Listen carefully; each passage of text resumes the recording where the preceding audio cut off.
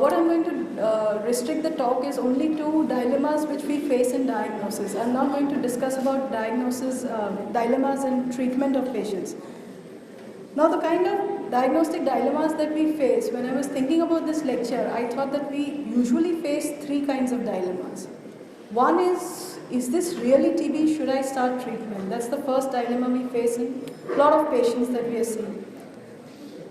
Second scenario that we come across is somebody who's been started on antituberculous therapy and we wonder, should we continue or should we stop?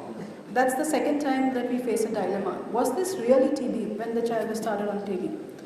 And the third dilemma that we usually face is this drug-resistant TB? Should I start second-line drugs without waiting for the test to come? So these are the three dilemmas. These are the three main broad headings that we are going to face.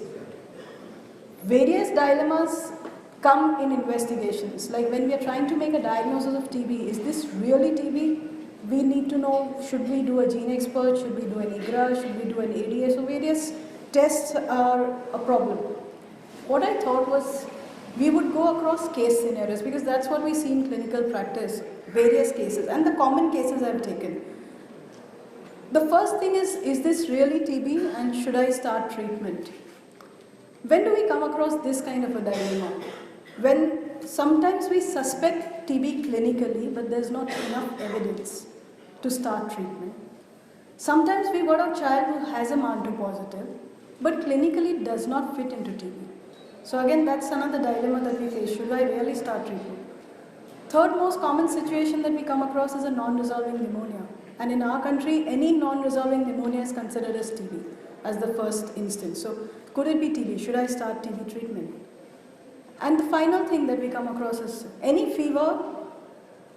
Should I get a CT chest? Should I get a CT abdomen? I'm not getting any diagnosis. Is this TB? Okay, that's the clinical dilemmas that we are facing.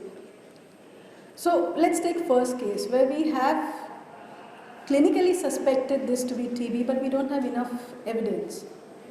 This is a 12-year-old girl. She's got bilateral cervical lymphadenopathy. For 10 days, there's no fever, no contact with TB. She's not responded to a course of antibiotics. Her MAN2 is negative. ESR is 50. Chest X-ray is normal. Sometimes parents don't get ready for FNAC. If we do an FNAC, that's very good, but sometimes parents don't get ready for FNAC or a biopsy. In such a situation, should we start AKT? So I believe you all must have also come across such a situation where you have a child with a lymph node not responding to your antibiotics, sudden onset. Parents not ready for an FNAC, ESR is high. In this situation, would you start AKT or could we do some non-invasive thing which would help us to make a diagnosis? Wait and watch. Okay.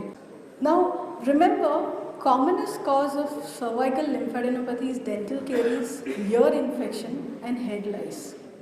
Never forget head lice. So always ask the children or the parents, do you have head lice? And if you have head lice, first treat that. Then your lymph nodes will disappear, especially posterior triangle. So that's one of the common causes. The other thing that could really help you here is to do an ultrasound of the glands. If you see caseation, if you see necrosis, you may consider TB in such a situation and try and convince them to do an FNAC. Because if you have caseation, you have necrosis, you also want to rule out a malignancy. So try and convince them. So getting an ultrasound would be useful here. So even though you don't have a MAN2 positive, you do have a high ESR, you could ask for an ultrasound here. So this is one way we could channelize the patients towards a FNAC or a biopsy. So this is one condition where we'll have to go as per clinical judgment. But don't forget head lice as commonest cause of cervical lymphadenopathy. Now this is a typical scenario. Sometimes I've seen patients where they've had fever for 3-4 days. Somebody did a MAN2, fever disappeared, now this child has